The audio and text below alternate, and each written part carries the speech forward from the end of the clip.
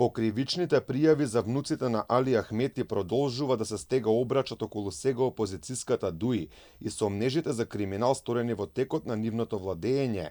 Се чешла работењето на Државна лотарија, каде директор се уште е Перпарин Бајрами, кој важи за еден од најблиските до Артан Груби. На владина седница констатирано е дека постоело незаконско делување на Државна лотарија. Констатирано е дека Државна лотарија незаконски доделувала лиценци за приредување на игри на среќа, за што ќе бидат информирани и надлежни истражни институции.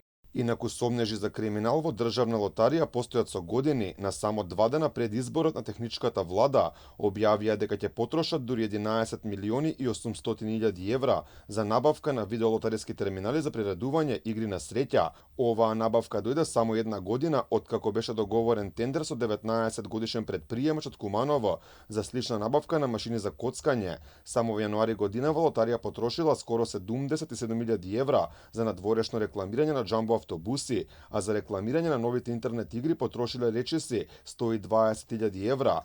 Јавноста уште не добила одговор за наводите дека Државна лотарија го изнајмила деловниот простор од поранешниот ресторан Фестина во Визбегово за 21.000 евра месечно, и тоа за период од 10 години, или договор тежок 2,6 милиони евра со компанија блиска на ДУИ. Мрежа на фирми, како што беше објавено во медиумите, завршува кај бизнис партнери поврзани со зетот на Али Ахмети, Куштрим Смајлај. Перпарин Бајрами претходно склучи договор и со Арберија Дизајн, која е омилена фирма на ДУИ и редовно добиваше тендери од коалицијата СДСМ-ДУИ. Иако за скандалите во лотарија цело време се пишува и предупредува, дури сега некој реши да чешла нивната работа.